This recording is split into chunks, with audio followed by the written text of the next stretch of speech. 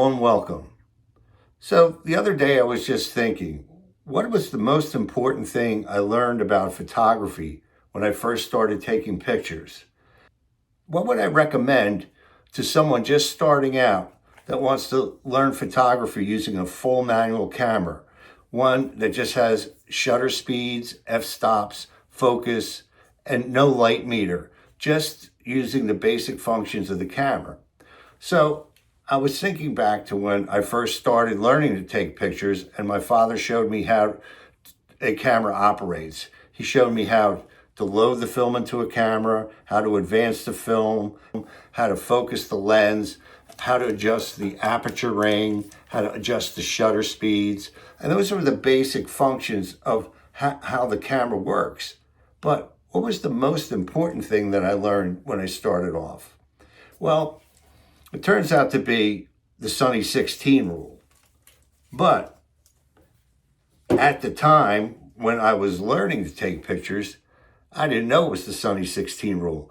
I simply knew that when you open the box of the film, inside it were either an instruction sheet or it was printed on the inside of the box, such as this.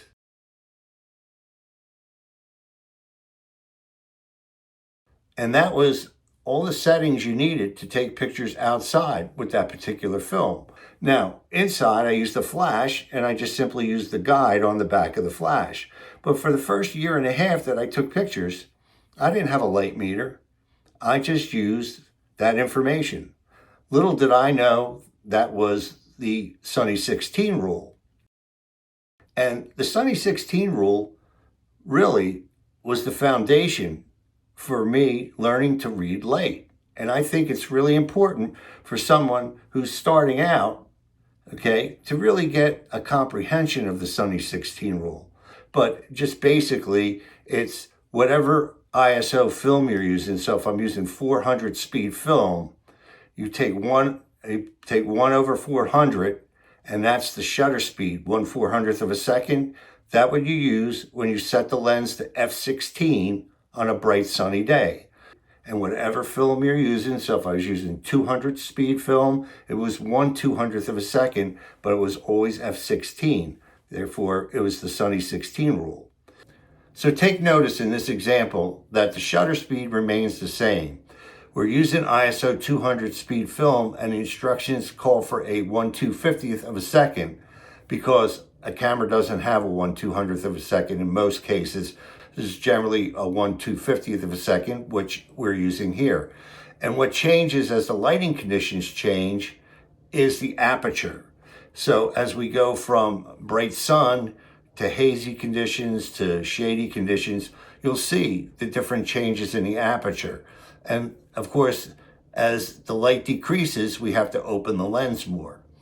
So also take notice with this particular diagram that with the exception of backlit and open shade subjects, that the sun is primarily behind the photographer, which means the subject is being lit from the front.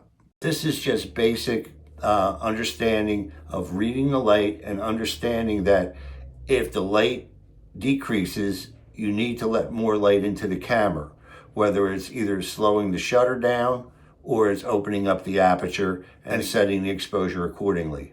So, as I mentioned earlier, the Sunny 16 rule is a building block to understanding how to read light when taking pictures outdoors. But not only is it a building block for understanding how to read light, but it's also a building block for understanding the exposure triangle, which is a subject for another day. So for this photo shoot, which will be 2 local diners, I will be using 2 different cameras. One will be the fully manual Pentax MX, and the other will be another fully manual camera, the Praktica MTL3. I will be shooting Arista EDU Ultra 200 in both cameras, completely disregarding each camera's built-in light meter. I will be setting both cameras to 1/250th of a second, which is the closest shutter speed to 1/200th of a second. I will then be adjusting the aperture according to the lighting conditions. Now the Sunny 16 rule can vary slightly, Sometimes it includes f/22 for shooting in bright sun on sand or snow, as well as f/5.6 being the same setting for heavy overcast and open shade, as shown here in this diagram. So if you go online and do a search of the Sunny 16 rule, you will see slight variations, but whichever version you use will all be good enough to get you in the ballpark, because the latitude of the film will cover any slight variations of this rule.